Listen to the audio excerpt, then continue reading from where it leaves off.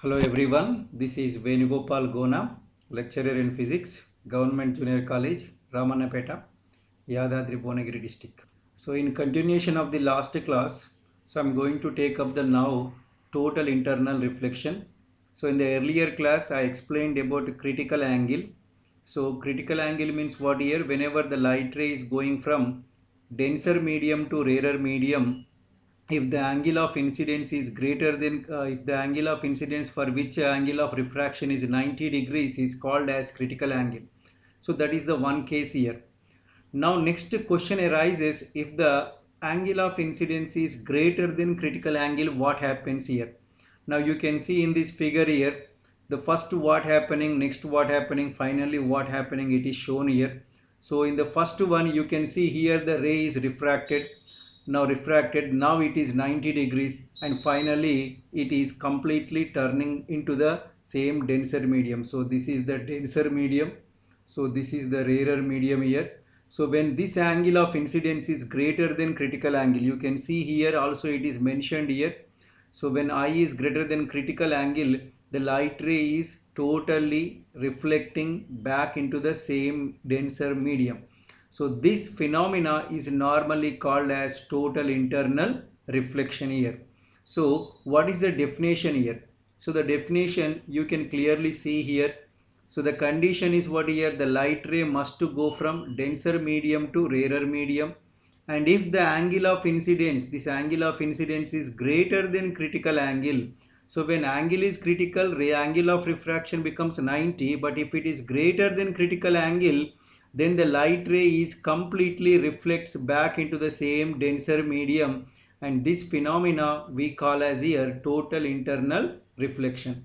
This total internal reflection has so many applications in our daily life and so many uses in our daily life. We are going to see few of them in this video here. Okay, so you have to write the notes of this total internal reflection. The definition is very important. It is generally asked along with that critical angle topic here, so that's why you need to write the notes also. So ఇంతకుముందు వీడియోలో నేను మీకు సందిగ్ధ కోణం వరకు చెప్పడం జరిగింది. సందిగ్ధ కోణం అంటే మనం ఏం చెప్పుకున్నామంటే, ఎప్పుడైతే కాంతి కిరణం మరి సాంద్రతర యానకం నుండి విరళ యానకంలోకి ప్రవేశిస్తుందో ఆ సందర్భంలో మనం ఏం చేసామంటే, ఎప్పుడైతే పతన కోణం అనేది మరి ఎంత ఉంటే వక్రీభవన కోణం 90 డిగ్రీలు అవుతుందో మనం చూడడం జరిగింది ఇక్కడ. సో మీరు గమనించినట్లయితే ఇక్కడ మీ ఫిగర్లో మీరు గమనించండి, దీన్ని మనం సాంద్రతర యానకం అనుకుందాం, దీన్ని విరళ యానకం అనుకుందాం. మొదట కాంతి కిరణం వచ్చినప్పుడు వక్రీభవనం జరుగుతుంది, మరి కోణం పెంచిన కొద్ది ఏమవుతుందో మీరు గమనించండి. ఈ కిరణం కాస్త బెండ్ అవుతూ వస్తుంది చూడండి, బెండ్ అవుతూ ఫైనల్గా ఏమైందంటే అది వక్రీభవనానికి బదులు పూర్తిగా పరావర్తనం చెందింది. ఎప్పుడు పరావర్తనం చెందింది? ఎప్పుడైతే ఈ పతన కోణం అనేది సందిగ్ధ కోణం కంటే ఎక్కువ అయిందో అప్పుడు ఏమైందంటే కాంతి కిరణం పూర్తిగా తిరిగి సాంద్రతర యానకంలోకి పరావర్తనం చెందడం జరిగింది. సో ఈ దృగ్విషయాన్ని మనం ఇక్కడ ఏమంటామంటే సంపూర్ణాంతర పరావర్తనము అనడం జరుగుతుంది. ఇక్కడ గమనించండి, మీరు ఇక్కడ ఇది జరగాలంటే ఖచ్చితంగా కాంతి కిరణం ఎక్కడి నుంచి ఎక్కడికి ప్రయాణించాలి? సాంద్రతర నుండి విరళలోకి ప్రవేశించాలి. సెకండ్ కండిషన్ ఏంటి? పతన కోణం అనేది సందిగ్ధ కోణం కంటే ఎక్కువ కావాలి. ఈ రెండు కండిషన్స్ కనుక సాటిస్ఫై అయితే మనకు సంపూర్ణాంతర పరావర్తనం అనేది సంభవిస్తుంది. సో దీని నిర్వచనం ఇక్కడ మీకు ఉంది, చూడండి జాగ్రత్తగా. సో కాంతి కిరణం సాంద్రతర యానకం నుండి విరళ యానకంలోకి ప్రవేశించేటప్పుడు, ఇది ఫస్ట్ కండిషన్. సెకండ్ కండిషన్ ఇక్కడ పతన కోణం విలువ సందిగ్ధ కోణం కంటే ఎక్కువ కావాలి. సో ఎక్కువ అయితే ఆ కిరణం సాంద్రతర యానకంలోకి పూర్తిగా పరావర్తనం చెందుతుంది. సో ఈ దృగ్విషయాన్ని మనం ఇక్కడ ఏమంటామంటే సంపూర్ణాంతర పరావర్తనం అని అంటాం. ఈ సంపూర్ణాంతర పరావర్తనం అనేది చాలా ఉపయోగకరమైనది. దీనికి అనేక అనువర్తనాలు ఉన్నాయి. మన నిత్య జీవితంలో కూడా దీనికి అనేక అనువర్తనాలు ఉండడం జరిగింది. వాటిని కొన్నిటిని మనం ఈ వీడియోలో కూడా చూడబోతున్నాం. ఓకేనా? So let us see some of the examples of this total internal reflection here. The first example is here the formation of mirage. So what is mirage here? Mirage is nothing but what here on a sunny day, that means on a hot day, when you are going on a road and a blacktop road, you see that there is some water distant from you. That means some distance from you, you will observe some water on the road.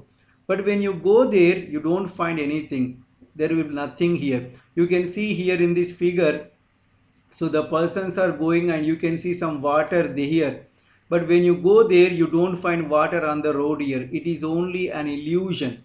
It is only an assumption for us. It's not exactly happening here. So this is called as mirage, which is one of the example of total internal reflection here. The second example of the total internal reflection is here brilliance of diamond. You know that diamond is not a self-luminous body. It will not produce the light. But why it is going to shine? The reason for shining of the diamond is again total internal reflection.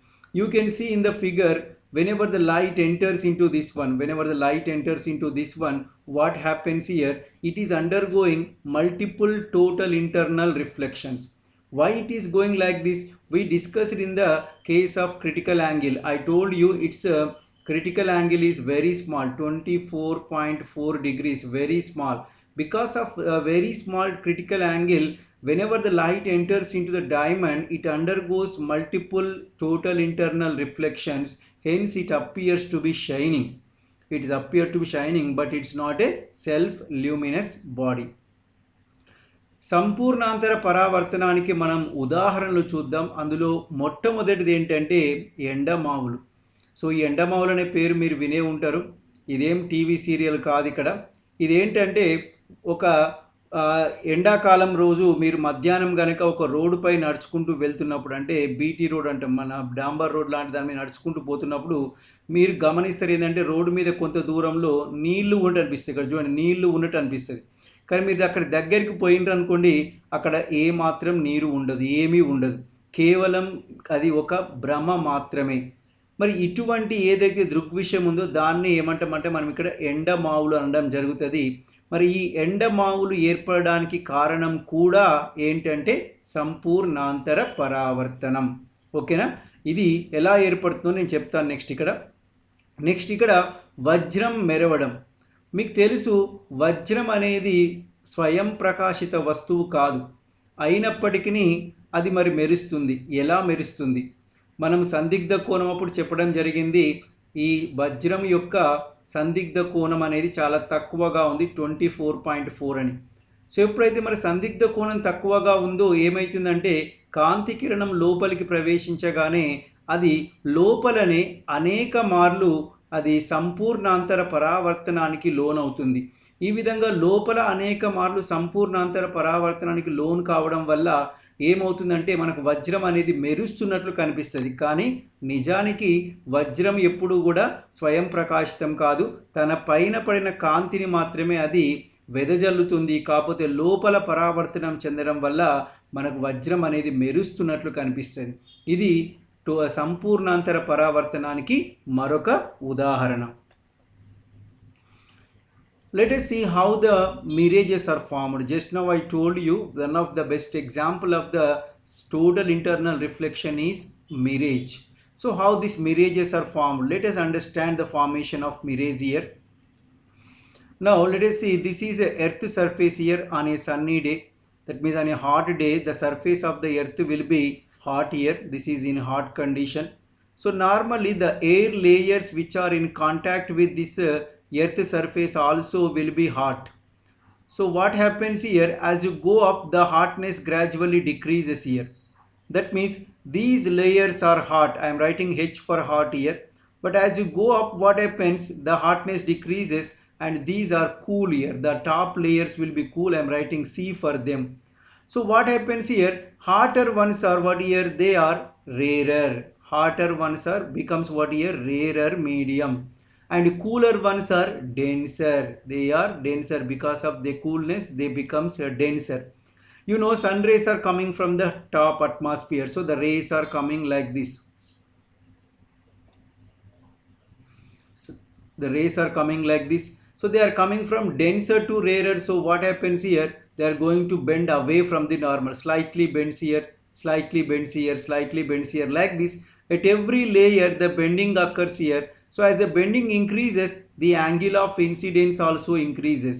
As the angle of incidence increases, the light ray is going from denser to rarer medium, and the angle of incidence is gradually increasing. So at a particular angle, what happens here? The angle becomes greater than critical angle. When the angle becomes greater than critical angle, you know that the condition is what here?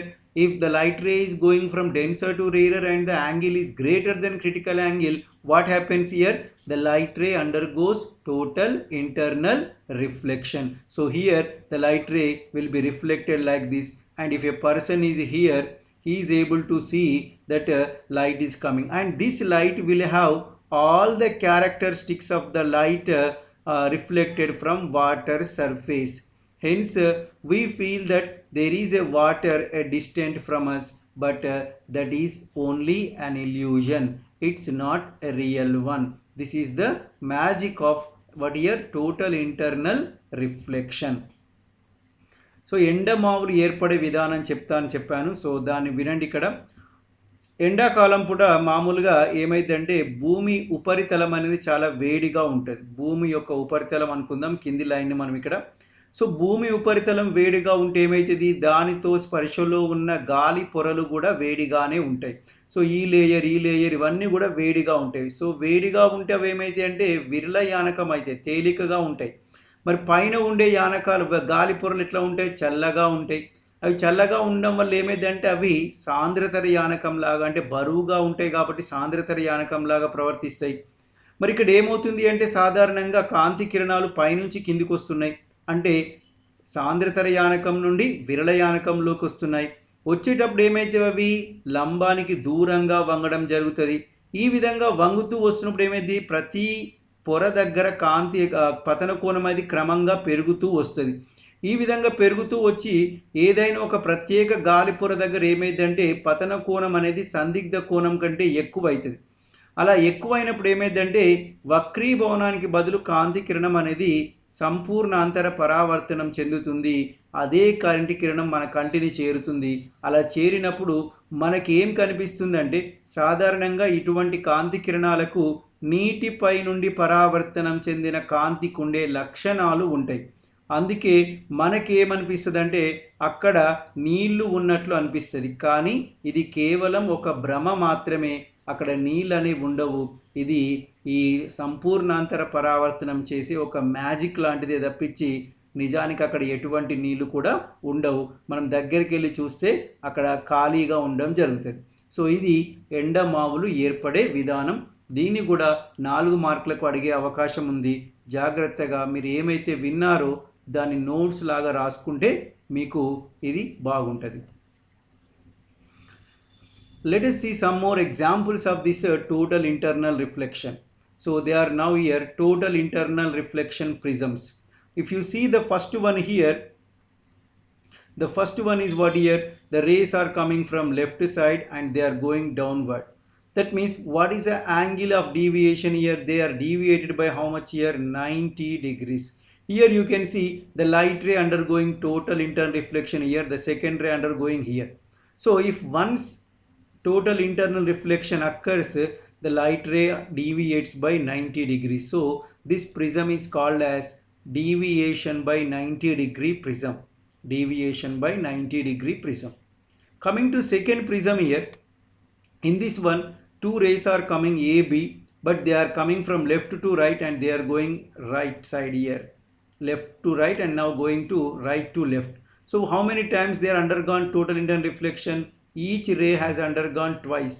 So if it undergoes twice, it is sent back by how many degrees here? 180 degrees. So it is what doing here? It is doing what here? Simply sending the rays back here. So it is what here? Deviating the rays by 180 degrees. Now coming to the third prism. So AB is a one object. But what you can see here? You can see here BA. So what happened here? Here each ray undergone once total internal reflection. The image is inverted. AB has become BA. hence it is called as inverting prism. This is also called as inverting prism.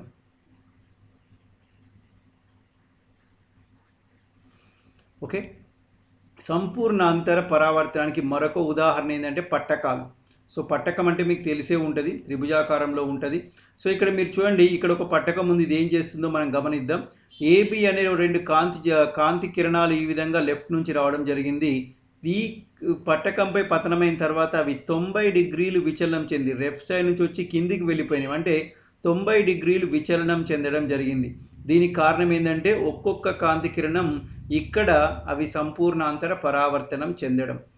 ఎందుకంటే మీకు ఇక్కడ సందిగ్ధ కోణాలు చెప్పాను, గాజుకి 43 అని చెప్పాను. ఇక్కడ పతన కోణం ఎంత ఉందంటే 45 ఉంది. కాబట్టి అవి సంపూర్ణాంతర పరావర్తనం చెందినవి. సో దీన్ని ఏమంటామంటే 90 డిగ్రీలు చేసే విచలనం చేసే పట్టకం అంటాం. 90 డిగ్రీలు విచలనం చేసేది. అదే ఇక్కడ చూస్తే 2 సార్లు మనకి ఏమైంది, సంపూర్ణాంతర పరావర్తనం జరిగి ఎడమ చేతి వైపు నుంచి వచ్చినవి కాస్త మళ్ళీ అటే వైపు వెళ్ళడం జరిగింది. అంటే మొత్తం 180 డిగ్రీల విచలనం అనేది జరిగింది. కాబట్టి దీన్ని 180 డిగ్రీల విచలన పట్టకము అనడం జరుగుతుంది.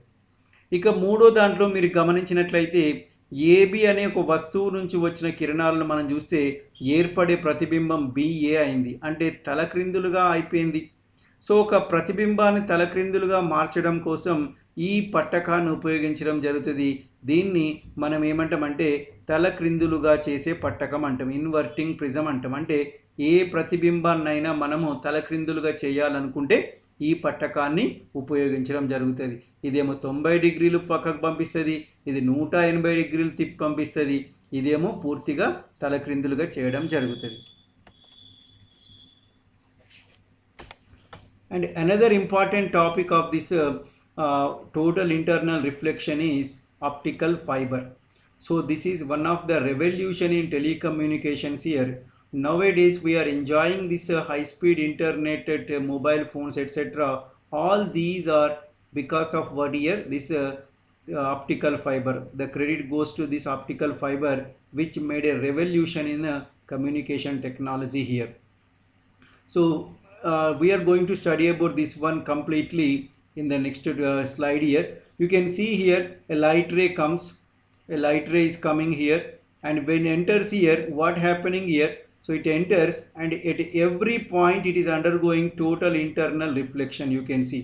So this total internal reflection making the light to go from one end to another end. And you know light travels with the speed of light, that is 3 into 10 power 8 meter per second, which is the highest in the universe here. So therefore we can send the data or signals or anyone with a high speed, with the speed of light. So earlier we used to send the data by means of what here, metal cables. So they have some what we can say, some constraints are there, some limitations are there. We can't send more data through them, we can't send as many signals as from that one. But here these constraints are eliminated. We can send any number of signals simultaneously with the speed of light here. So the basic parts of this optical fiber has core and cladding. We are going to discuss about them clearly. Okay. సంపూర్ణాంతర పరావర్తనం యొక్క మరొక ముఖ్యమైన ఉదాహరణ ఏంటంటే దృశ్య తంతువు. ఈ దృశ్య తంతువు అనేది ఈ టెలికమ్యూనికేషన్ రంగంలో ఒక విప్లవాత్మకమైన మార్పులు తీసుకురావడం జరిగింది. ఒకప్పుడు మనకి నెట్ స్పీడ్ ఏదైతే ఉందో చాలా తక్కువగా ఉండేది. అదేవిధంగా మొబైల్ ఫోన్స్లో అసలు ఇంటర్నెట్టే ఉండకపోయేది. కానీ మనం ఇప్పుడు వాడుతున్నటువంటి ఇంటర్నెట్ స్పీడ్ కానీ మొబైల్స్లో వచ్చేది కానీ ఇవన్నిటికి కూడా కారణం ఏంటంటే ప్రపంచవ్యాప్తంగా టెలికమ్యూనికేషన్ రంగంలో వచ్చిన విప్లవాత్మక మార్పు. ఆ మార్పుకి కారణమైనటువంటిది ఏంటంటే దృశ్య తంతువు. మరి దీంట్లో ఏమవుతుందంటే మనం ఏదైతే పంపదలుచుకున్నామో దాన్ని కాంతి రూపంలో ఒక చివరి నుండి మరొక చివరికి పంపిస్తాం. కాంతి వేగం ఎంతో మీకు తెలుసు, 3 into 10 power 8, అంటే దాదాపు సెకనుకు 3 లక్షల కిలోమీటర్ల వేగంతో కాంతి అనేది ప్రయాణిస్తుంది. కాబట్టి మనం ఈ సిగ్నల్స్ని కానీ డేటాని కానీ అత్యంత వేగంగా ఒక చివరి నుండి మరొక చివరికి మనం పంపడానికి వీలవుతుంది. మరి దీంట్లో కూడా సంపూర్ణాంతర పరావర్తనం అనే ప్రక్రియనే జరుగుతుంది. మీరు గమనించండి, ఇక్కడ నుంచి వచ్చిన కాంతి కిరణం ఇక్కడ ప్రతి బిందువు దగ్గర కూడా సంపూర్ణాంతర పరావర్తనం చెంది రెండవ చివరి నుండి బయటకు వస్తుంది. ఇది ఎలా పనిచేస్తుంది, దీంట్లో సంపూర్ణాంతర పరావర్తనం ఎలా ఉంటుందో మనం చెప్పుకోబోతున్నాం. ఇది 4 మార్కుల క్వశ్చన్లో అడిగే అవకాశం ఉంది కాబట్టి జాగ్రత్తగా విని నోట్స్ ప్రిపేర్ చేసుకుంటే మంచిగా ఉంటుంది. So let us see the construction of this optical fiber here. So the optical fiber consists of a very thin layer, very thin fiber made up of either silica, glass or plastic. So you can see this one is called as what here, core, whose refractive index is slightly high. So high refractive index, and it is called as what here, core. It is surrounded by another glass or silica structure, and this is called as here cladding. You can see this one, this is called as cladding here. So it surrounds what here, core here, okay, and its refractive index is slightly less than that of the core. You know the condition here. So for the TIR, total internal reflection, to takes place, the light must travel from denser medium to rarer medium. So in order to satisfy this condition, we have taken core with a high refractive index, cladding with a low refractive index. So it is then surrounded by another layer which is normally used to protect the inner layers from external pressure, which may be called coat or buffer coating, whatever it may be here, okay. దృశ్య తంతువు యొక్క నిర్మాణం మనం చూద్దాం. దీంట్లో ఏమేం భాగాలు ఉంటాయి. ఇందాక చెప్పాను, దృశ్య తంతువు అనేది ఒక విప్లవాత్మకమైన మార్పును తీసుకొచ్చింది మనకి ఇక్కడ టెలికమ్యూనికేషన్స్లో. సో దీంట్లో ముఖ్యంగా ఏముంటుందంటే గాజు లేదా సిలికా లేదా ప్లాస్టిక్తో చేసిన ఒక స్తూపాకార నిర్మాణం ఉంటుంది. దాన్ని మనం ఇక్కడ ఏమంటామంటే కోర్ అంటాం. ఈ మధ్య భాగంలో ఉన్నదాన్ని మనం ఇక్కడ ఏమంటామంటే కోర్ అంటాం ఇక్కడ, ఓకే. సో దీని యొక్క వక్రీభవన గుణకం కొద్దిగా అధికంగా ఉంటుంది, ఎక్కువగా ఉండడం జరుగుతుంది. దీని చుట్టూ గాజు లేదా సిలికాతో చేసిన మరొక నిర్మాణం ఉంటుంది. దాన్ని ఏమంటామంటే మనం ఇక్కడ క్లాడింగ్ అంటాం. దాన్ని మనం ఇక్కడ క్లాడింగ్. సో ఈ క్లాడింగ్ యొక్క వక్రీభవన గుణకము కొద్దిగా తక్కువ ఉంటుందండి. ఇక్కడ దేనికంటే తక్కువ ఉంటుంది, కోర్ కంటే తక్కువగా ఉంటుంది. దీని వక్రీభవన గుణకం కోర్ వక్రీభవనం కంటే తక్కువగా ఉంటుంది.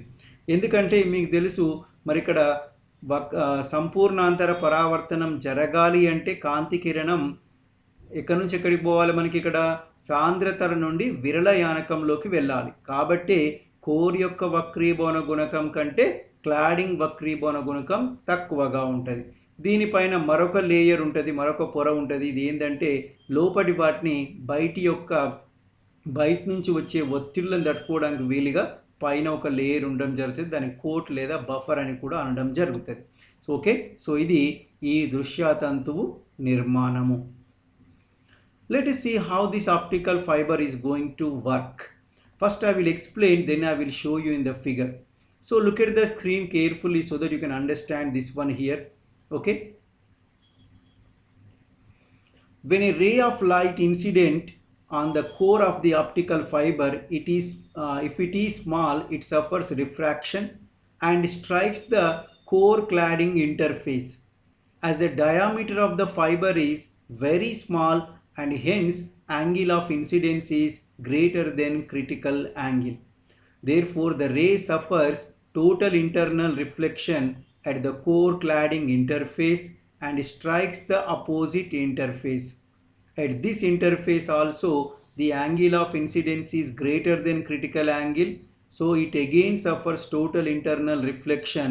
Thus the ray of light reaches the other end of the fiber after suffering repeated total internal reflections along the length of the fiber. So at the other end the ray suffers refraction and emerges out of the optical fiber. So let us see how it is going to work here. Listen carefully here. So this is what here, optical fiber, okay. So this is a core, the central one is a core here, okay, and this is the cladding. The light ray enters here, this is the light entering here, and here because the angle is small it undergoes refraction, and here what happens here, the angle is made greater than critical angle. you know angle of incidence equal to angle of reflection. Therefore this angle also becomes greater than angle of critical angle, and these two are alternate angles. So here also I greater than c, here also I greater than c. And you know the condition, light ray going from denser to rarer, core is denser, cladding is rarer. And second condition, I greater than c, angle of incidence greater than critical angle. So what happens here? It undergoes total internal reflection. This is happening at every point, and finally it comes out after the other end by refraction here. This is what I said in the description here. So here total internal reflection, here multiple reflections takes place inside the optical fiber, and finally it emerges out as what here? Out by using refraction phenomena. Okay, so this is the working of optical fiber, very important for 4 marks. ఈ దృశ్యతంతు పనిచేసే విధానం మనం చూద్దాం. ఇక్కడ ఒక కాంతి కిరణం అనేది core యొక్క తలంపై పతనం అవుతుంది. పతన కోణం తక్కువ అయితే ఏమైందంటే అది వక్రీభవనం చెందుతుంది. సార్ మరి ఎందుకు తక్కువ కావాలి, ఎక్కువైతే ఏమైంది అంటే, ఎక్కువైతే ఏమవుతుంది, చాలా ఎక్కువైతే అది సంపూర్ణాంతర పరావర్తనం చెందుతుంది సందిగ్ధ కోణం కంటే ఎక్కువైతే. అందుకే పతన కోణం మనం తక్కువ తీసుకుంటాం. వక్రీభవనం చెంది కోర్ క్లాడింగ్ సరిహద్దుపై పతనం అవుతుంది. ఇక్కడ దృశ్యతంతు యొక్క వ్యాసం అనేది తక్కువగా ఉండడం వల్ల ఏమైందంటే పతన కోణం విలువ సందిగ్ధ కోణం కంటే ఎక్కువ అవుతుంది. పతన కోణం విలువ సందిగ్ధ కోణం కంటే ఎక్కువైతే ఏమైంది మనకి, అది సంపూర్ణాంతర పరావర్తనం చెందుతుంది. సో సంపూర్ణాంతర పరావర్తనం ఏమైతే తిరిగి దానికి వ్యతిరేకంగా ఉన్న గోడపై మళ్ళీ పడుతుంది. అక్కడ కూడా పతన కోణం సందిగ్ధ కోణం కంటే ఎక్కువగా ఉంటుంది. కాబట్టి తిరిగి మళ్ళీ సంపూర్ణాంతర పరావర్తనం జరుగుతుంది. ఈ విధంగా ఏమైందంటే కాంతి కిరణం అనేక మార్లు సంపూర్ణాంతర పరావర్తనం చెంది రెండవ చివరకు చేరుతుంది. అక్కడ కాంతి కిరణం వక్రీభవనం ద్వారా బయటకి రావడం జరుగుతుంది. మీరు గమనించండి, ఇక్కడ ఫిగర్ కూడా చూపిస్తాను నేను ఇక్కడ. సో లోపల ఉన్నది మీకు తెలుసు, కోర్ అంటాం, దీని క్లాడింగ్ అంటాం. ఇది కాంతి కిరణం అండి. ఈ కాంతి కిరణం ఏమవుతుంది అంటే మనకి ఇక్కడ నుంచి వచ్చింది, మరి ఇక్కడ వక్రీభవనం చెందుతుంది. ఇక్కడ ఏమవుతుందంటే కోణం అనేది సందిగ్ధ కోణం కంటే ఎక్కువ విధంగా ఉండే విధంగా మనం అరేంజ్ చేస్తాం. సో దానివల్ల ఏమైందంటే ఇది సంపూర్ణాంతర పరావర్తనం చెందుతుంది. పతన కోణం మరియు పరావర్తన కోణాలు రెండు సమానం కాబట్టి ఇది I గ్రేటర్ దెన్ C అయితే ఇది కూడా I గ్రేటర్ దెన్ C అవుతుంది. సో ఈ రెండు కూడా ఏమైతే అంటే I గ్రేటర్ దెన్ C అయితే ఇక్కడ రెండు కూడా, ఎందుకంటే రెండు ఆల్టర్నేట్ యాంగిల్స్ కాబట్టి సేమ్ ఉంటుంది, ఇక్కడ కూడా సేమ్ ఉంటుంది. ఈ విధంగా ప్రతి బిందువు వద్ద కూడా ఈ పతన కోణం అనేది సందిగ్ధ కోణం కంటే ఎక్కువై సంపూర్ణాంతర పరావర్తనం జరుగుతుంది. ఇలా అనేక మార్లు జరిగి కాంతి కిరణం అనేది రెండవ చివర చేరుకొని వక్రీభవనం ద్వారా బహిర్గతం కావడం జరుగుతుంది. సో ఈ విధంగా ఈ సంపూర్ణాంతర పరావర్తనం ద్వారా ఈ దృశ్యతంతు అనేది పనిచేస్తుంది. దీంట్లో కాంతి అనేది నష్టం జరగదు. ఎంతైతే కాంతిని పంపిస్తామో అంతే కాంతి వెలుపలికి రావడం జరుగుతుంది. అదేవిధంగా అది స్పీడ్ కూడా, అంటే వేగం కూడా కాంతి వేగంతో ప్రయాణించడం జరుగుతుంది. అందుకే మనకు ఈ ఆప్టికల్ ఫైబర్ దృశ్యతంతు అనేది మనకి టెలికమ్యూనికేషన్లో అత్యంత వేగవంతమైన ఇంటర్నెట్ రావడానికి కారణమైంది. దీనికి సంబంధించిన మిగతా టాపిక్స్ మనం నెక్స్ట్ వీడియోలో చూద్దాం.